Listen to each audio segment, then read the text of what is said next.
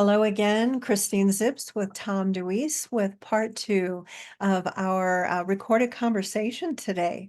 So welcome back, and we will continue by asking the question, who do elected representatives think they're representing? This is a title of a recent article by Tom, and very thought-provoking. I understand he's getting a lot of good feedback on that. And so, Tom, I'd like to start with, you may recognize this question because I pulled it right from your website. And that is, how is it possible that someone is talented and involved enough to run for political office and win the election, but once in office has no clue of the origins or purpose behind the very policies they're forced to consider? Yeah, this is what we run up against. I'm just very puzzled by this. That's why I wrote it. The you get somebody. I mean, it's no easy task to get elected to office. You've got to be out there campaigning and debating and everything else.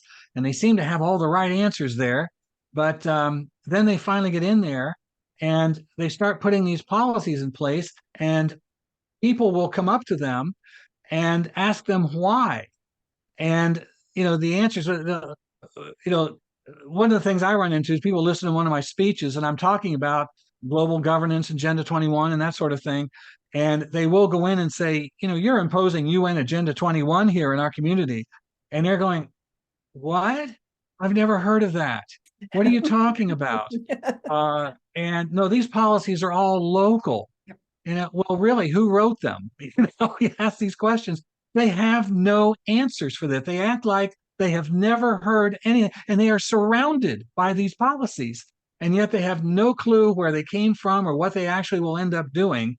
And I train activists to ask these questions, and this is what we get all the time from them. And so it just puzzles me that at least you would think, even if they don't like what we're saying to them, they would at least study the policies and have an answer. But the big answer they come up with is, well, this is just how it's done. Everybody's doing it this way. And I'll tell you a quick story. I have these wonderful activists in Louisiana, down in Shreveport, the Caddo Lake Alliance for Freedom down there. And some people, the Caddo Lake is in a township outside of the jurisdiction of Shreveport. And some of the local residents down there started to notice that Shreveport was beginning to extend its jurisdiction into their township. And they were going to put a bunch of rules and regulations in these people didn't want to live under. And so about 5 of them went to meet, and they met with a city councilman and started talking to him about this. And he looked at them and almost patted them on the head and said, well, you're nice boys, but you're not going to have any influence on this because this is just the way it's done. And, that's the Wow. condensation, the thing you get from these guys. And it was interesting because the gentleman who was kind of the leader of the group, these were non-political people. They were just concerned citizens. And when he said that to him, he, in his own mind, said, what a bet. And they started organizing. And to this day, they've done everything perfectly right. They have 1 to 200 people show up at every city council meeting. They do their presentations to them, not yelling and screaming at the council, but giving them reasonable arguments and asking them reasonable questions. And they have started to win and take, things happening. And he told me that recently that councilman came up to him and said, what can I do for you fellas?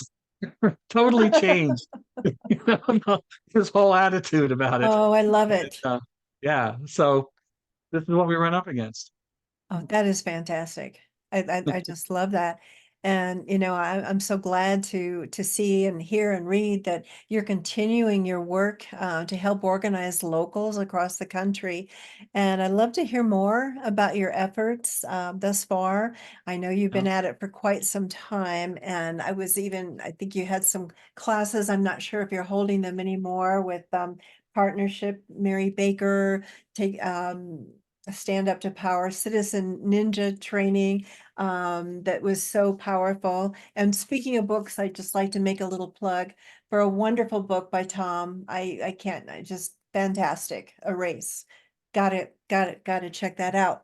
But if you'd like to check out, a little bit more to share with us what you're doing with locals there Sure. to get them organized. Now, let me, I have this one. Oh, This yes, is you our do. handbook, our local activist handbook. Right, And right. and this goes along with Mary's stuff. Some of her stuff's in here on how to organize on the local level. It's what I call building a freedom pod. And so we have this, available for that. And it goes into detail on a lot of things. And Wonderful. We'll include some we're links to working to, that. Yep. yeah, we're working to grow on that. In fact, tomorrow night I'm having the first Zoom meeting with 8 what I'm calling managers. One of the things I run into when I go into a community and I speak about this and get them excited about organizing, and then I leave town and they don't know what to do. They just, nothing happens. Right. And so I'm now putting a team together that will communicate with them, give them ideas, ask them questions, help keep them going. The key to all of this is you've got to stay in the fight. You've got to be there and keep going. Don't I had several people who said to me, well, we had 100 people show up at city council, where people were opposed to what was going on. And I said, what happened? Well, nothing. They didn't listen to us. And I said, well, what did you do the next day? Well, nothing. It didn't work. And that's what happens. I said, they were sitting there looking at their watches and saying, okay, they're gone. Now let's go to work. What people don't understand is that there are about 22,000 non-governmental organizations that operate around the world. You got the Sierra Club, the Nature Conservancy, the World Wildlife Fund, these guys, and all these different plans, whether it's for bike trails or it's for new development in the community, how the plumbing regulations or electrical regulations or any of that kind of stuff. There is at least one NGO that is an expert in that issue. They know exactly how to write it up in a plan. They know exactly where to go to get the grants to put it in place. And they know exactly how to present it to your county commissioners and your city councilmen and or state legislators. They surround them. We aren't there. That's the difference. And if you have a city councilman that you elect, you thought he's a good guy, and he gets in and over time, suddenly he's changed. He's not listening to you because he has been surrounded by them and you aren't there. So you come in, so we get some people who are opposed to certain plans and they come in and try to present to city council. First time they've heard opposition to it. Everywhere they've gone, it's, oh, this is the way it's done. This is how it's done now. And they and the NGOs are standing behind him going, the guy's nuts, don't pay attention to him. This is how it operates. Another thing that we do is when we elect new city councilman, a new mayor, whatever the case may be, new governor, whoever it is, and you think they're good people, first thing we're doing is sending them off to national meetings of organizations like the National Council of city councils and all that. All of these organizations like that, the National Mayor's Conference, the National Governor's Conference, all these things, they are all private 501c3 organizations. They are not government. But speaking from that podium are these same NGOs. So eventually, everybody in elected office, this is all they hear. They're not hearing you. And what I'm trying to teach people and trying to do is make sure they've got a plan. They are there.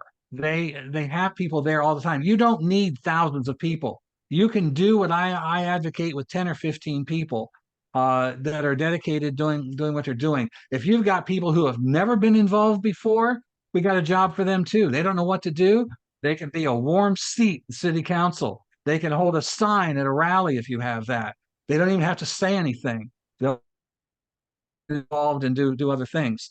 But this is what I call building a freedom pod. One of the things I just bring this out that I have run into many, many times, and I particularly ran into it when I was barnstorming Iowa and South Dakota over the carbon capture pipelines. I had county commissioners who were saying openly, we're opposed to this pipeline, but there's nothing we can do. The Iowa Utilities Commission is in charge of this, and they're making the decisions. I went nuts on this, and I all through my speeches there, I started calling them cowards. I said, "Who elected you? No one elected these utility boards that are appointed. Appointed boards are created by elected officials to basically be the manpower for policies they put in place. They don't make policy. They don't dictate to elected officials. You are their boss." And I did this all over the state, and I actually literally called them cowards. That well, there's nothing we can do. This a gentleman recorded my speech. He made 350 CDs and passed them out all over the state. And then Wow. he rented a movie theater and showed it there. Yay. That's fantastic. That, Eventually, county commissioners in Iowa started to pass, some of them started to pass legislation in their county that was blocking the way of the pipeline coming through there. And you asked me earlier about you've had a public meeting with these people and talked it out. One of the things, see, with the carbon capture pipeline, they just take control of your land and just go willy-nilly all over. Some of them get it within, feet of your home, this pipeline, and that kind of thing. They don't care about your property. If, for example, you could have a public meeting on this and agree that on the edge of your property, where the highway is, where the utilities lines are, the sewer lines are, those kind of things. If you had it going along there on the edge and it's not affecting your ability to grow your crops, things like that, you might get somewhere, but instead they don't care about your property. They don't care about you. And what one of the things these county commissioners were saying was, well, we got to be polite in what we do here. We got to try to work with these people. Why? They're not being polite to you. They are trying to absolutely destroy everything you have. Let's exactly. get over this. Stop being polite. If you've got elected officials who are behind this and pushing all these kind of things, then start naming them. I had some folks in Colorado that in their community, oil was the main source of income. And they showed me a city council lady got something passed that was affecting the oil industry, and they were leaving. And they showed me this income chart of how the income for the community was going down. And I said, put her name on it. It's her chart. Start making them feel pain for what they're doing, being responsible for their actions. This is key to being able to fight back and having an impact. Exactly. They need to get mad as heck and not take it anymore, right? So Absolutely. Yeah. yeah, and Yeah. like you mentioned NGOs and I understand they kind of work hand in hand with public-private partnerships and don't they all kind of leach out of the UN's Agenda 21, 2030? I know we've talked about that, but I understand that it is illegal according to the Constitution to do business with foreign entities. And wouldn't that be the United Nations? Are they, how is it that those weasels can still operate amongst us? That's been going on for years. Yeah. Because Oh, we have a whole lot of weasels right in our government, and they yeah, know how to operate. I mean, it's amazing to watch them operate now. That any sign of any kind of opposition of what they're doing to it, uh, the United Nations was set up as a private club mhm, that was where after World War II, we'd had World War I and World War II. People were sick of war, and they were trying to come up with a way that we could stop war. And so the idea of the United Nations was that we're going to be able to sit around a table and talk out our problems. That's a meeting, that's a club. And the fact of the matter is, since the United Nations has been in place, we have had more wars than we ever had in all of human history, and not one of them has ever ended. You never see when was the last time you saw troops march down the street and celebrate their victory? there you go. Never happens. and they just keep on going, more money, more money. And the bad people in the world got control of it. The United Nations is completely useless for keeping peace, and it's involving itself now in our economies, our sovereignty. This is a very interesting point. Why did they pick environmentalism as the issue to put all this in place? Because the environment does not recognize any boundaries, your national boundaries, your state boundaries, your county, your community boundaries, or the boundaries of your yard. The environment runs through all of that into other places. And so you can't have a boundary that controls these things because that goes over here. And so that is, I mean, that's diabolical for them to come up with that, but that's what That they've done. very good point. Very good point. I think that, it like, wow, that's it's so obvious, but I'm thinking, wow, you know, Yeah, absolutely. that's what they've done. They have figured out a way. I may have said this before to you that, always in the past, when we had, maniacs who wanted to rule the world, and they would put armies together and they would go in and invade. They would break things, kill people, and subjugate them. These guys have figured out a way to get us to voluntarily surrender our liberties, all for the fear of climate change. I've had environmentalists get in my face so many times saying it doesn't matter how many rights you think you have if you don't have a planet to stand on. There's the scare tactic.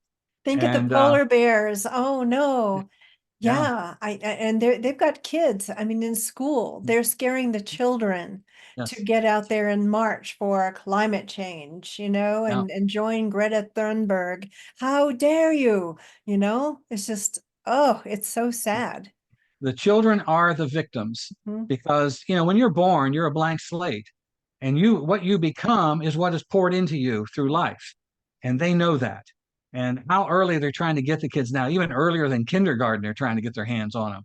And, you see parents being cut out from being able to raise their children. And they know this. And they're creating what I call global village idiots, is what we're Wow. getting out of this. And Mhm. it's not their fault. But now you see the things they're doing. I'm sure you've seen the videos of the group Stop Oil, that it's all over the world. They now lay in the streets and they are trained to just be completely, not move at all. And they pull them off the street, they just crawl back and sit back down again. Then we have another one called Declare Emergency. They are going into museums, art museums. They have defaced the Mona Lisa. Mhm. They have defaced the painting haystacks and so forth. And just recently, they went into the U.S. National Archives and they poured red powder all over the case that has the U.S. Constitution in it, and they declared basically war on all everything, all this stuff. So this is what we're dealing with, and I'll give you the most terrifying thing that's happened. There is a gentleman named Michael Mann, Oh, yes. who is a well-known scientist who promotes all of these climate change policies. He created the hockey stick graph that shows the rapid rise of the temperature. Totally debunked, and some scientists did question his credibility. He sued them, took them to court, got a jury in a Washington, D.C. court, and won. And the thought now is going through the entire movement that they are planning to, anybody who questions their policies can be sued for that. Freedom of speech dies. Science is all about questioning somebody else's things. There is another NGO group that is now setting up a project to train judges on climate change issues. This is where they're going with it. They do not stop at anything. They keep coming. Well, So I'd like to think that judges are a little bit smarter than to be able to be swayed so easily, but you never uh, know. I've And seen a whole lot that weren't. They're yeah, starting. yeah. But anyway, I mean, those are what we're up against. But you asking about fighting back, and in a freedom pod, um, first thing what I talk about is research. You cannot fight if you don't know what you're fighting. And you can get into your comprehensive plan in your community. You can see the programs being put in place. You can find what grants have come in and how they operate, who's behind these things. This is all in the manual of talking about. Also, we talk about bringing the watchers in. Get 3 or 4 people who volunteer to go to every single public meeting and just sit and listen. You would be amazed what you find when you do that. You will begin to find which members of your council are active in this stuff. You'll begin to figure out which NGOs are operating there. They'll be communicating with each other in the meetings. And you might actually hear them talk about um, something. Hey, you know that plan we talked about to do such and such? Going to start it next month. You know about it ahead of time. Now you can organize to fight it. And another thing is the victims. People, as you do your research, you'll find out what neighborhood, what business, whatever the case may be, is going to be victimized by this. Go to them, talk to them, tell them what's coming, get them recruited to your fight.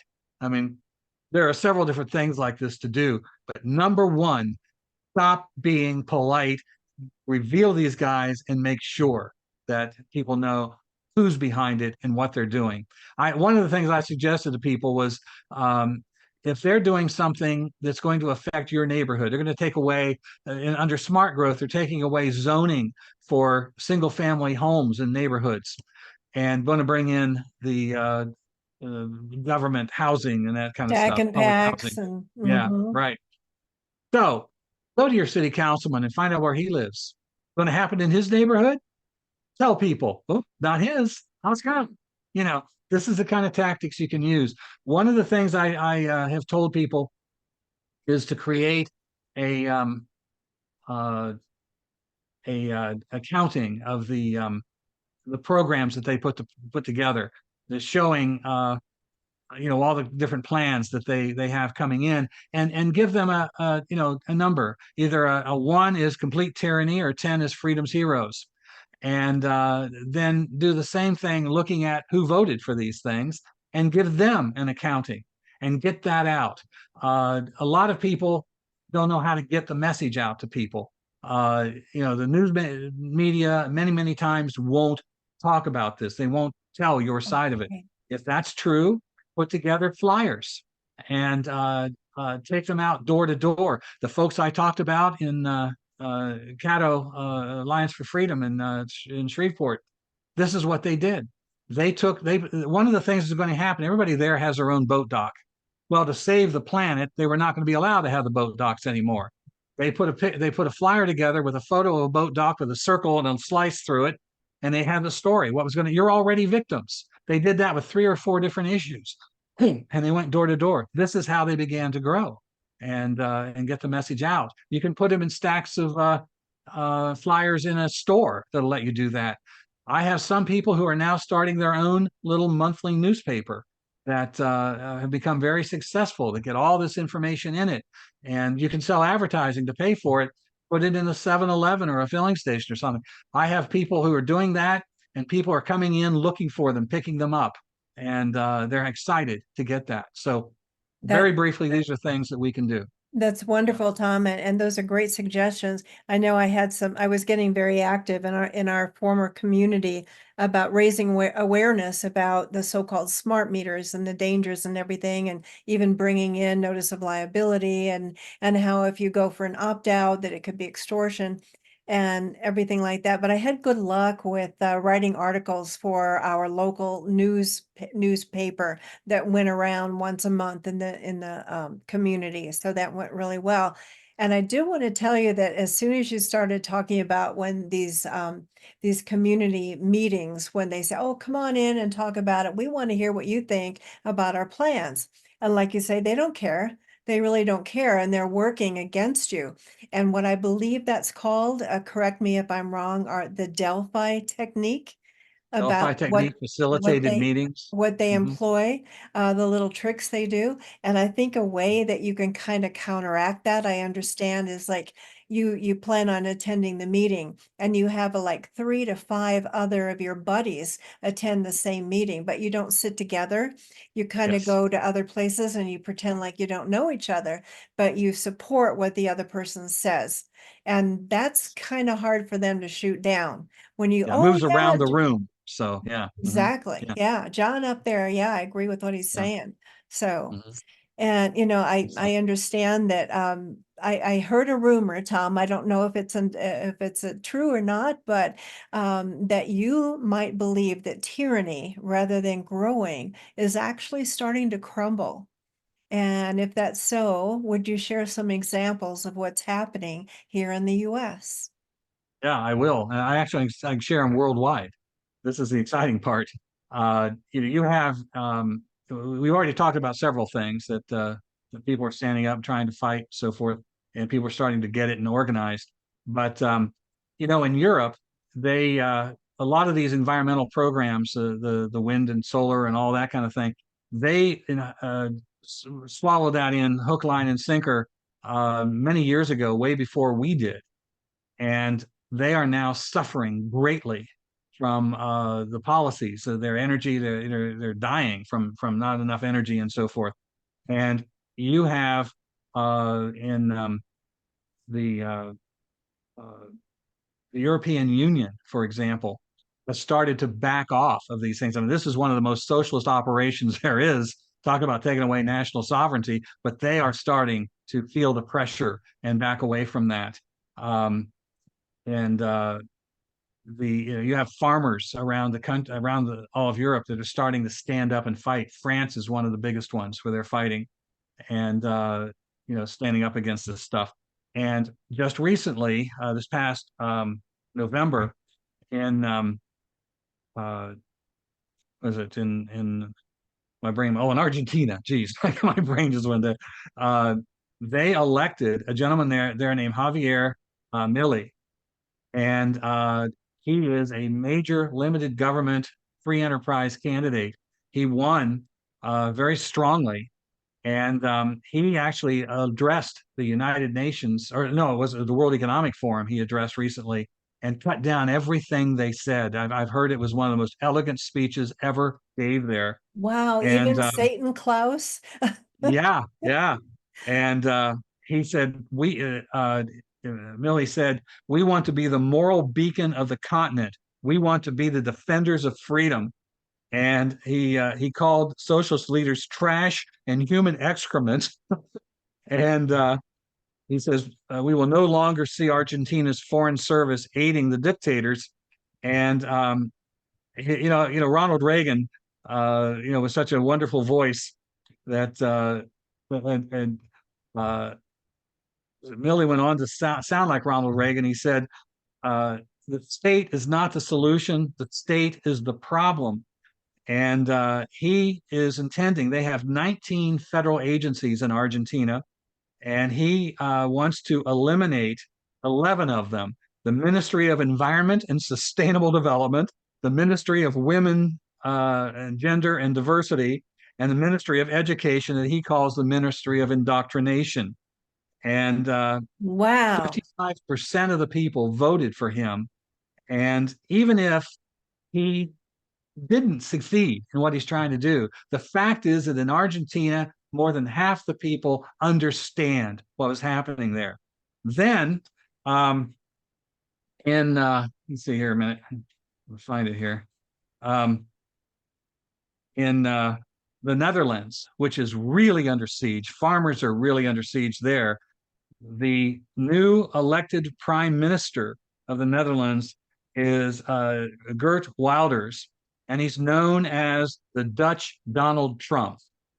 And so here are two countries where this is happening. And then you mentioned the European Union. These are examples of these things starting to fall. And across this country, I am seeing people begin to stand up like never before. I said I've been in front of a lot of rooms where there was no hope. Nobody was trying to do anything. They didn't think there was any chance. I've run into a lot of people looking down saying we can't beat them. They're too strong. And we're beginning to see a difference in people. And as I said earlier, the number of people of minorities and uh, different income groups and so forth that were never with us before suddenly are. And it's encouraging. We have to build on that. But it is absolutely essential that our people stand up. Don't sit there and say, there's nothing I can do. If you do, it's a self fulfilling prophecy. But I refuse to surrender to people who are so stupid that they accept that a philosophy that has never ever succeeded in any way. To follow Marx and Lenin and Stalin and these, instead of you know Franklin and Washington and Adams and Madison. you know these people created the most prosperous nation on earth overnight versus communism. And why in the world would we surrender to them and not stand up for what our founders created here? This is what we have to do. Number one for this year is make sure that we have election integrity, that the ballot is protected. And we have got to start pushing to get rid of early voting, to get rid of the mail-in ballots, and even the computers. We need paper ballots that are counted on that day, and we've got to get involved. Don't you wish that people with our ideas had ever cared to get involved in the Department of Elections? Do it. Go there now and volunteer to be poll watchers, to be poll workers, to make sure you're watching everything's being counted. That I am so upset with a bunch of the leaders of the Republican Party that are now pushing our people to go in and vote early and get mail-in ballots. You are falling into the trap they have set for you because their people are the ones in place that are counting the ballots ahead of time. They can look when you're voting early or sending in mail-in ballots and say, oh, whoops, our guy's in trouble. We got to get more votes over there for him. Don't do that. They did that in the state of Virginia this last election, and the Republicans lost everything. Yes. So this is what we have to do. This is, if you want an mission right now, it's hard to pick an issue. There's so many of them. That one, we get that one, we can win the rest of the battles. Amen to that. And I was going to say, did we learn nothing from what 2016, when like what happened and everything was upset? But I was going to ask you, Tom, now that we're kind of wrapping up with our part 2 here, whether you have any parting words, but I don't know that you can top what you just shared. That was so strong. But anything else you'd like to add while we have our viewers with us? Yeah, well, that's just it. I mean, do not look down in defeat. And I do see changes taking place. This is vital to understand. And we are working to build freedom pods across the country. As I said, I'm putting this team together and to help people to communicate, so forth. And if you are interested in getting involved there, you can go to my website at americanpolicy.org and you can send me a note from there that you're interested. And I'll try to get some people with you and we'll get some things happening. Wonderful, Tom. Thank you so very much. And also to our viewers, we're listening to this powerful message. And please join me in showing Tom and his group some love and support with all he's doing to help us return to freedom. And by liking and commenting and sharing this message to help extend the reach. So thank you so much again to Tom for joining us and to our viewers for helping spread the word. So thank you again, Tom. It's been a Thank you. pleasure. Yes. Okay. Bye for now.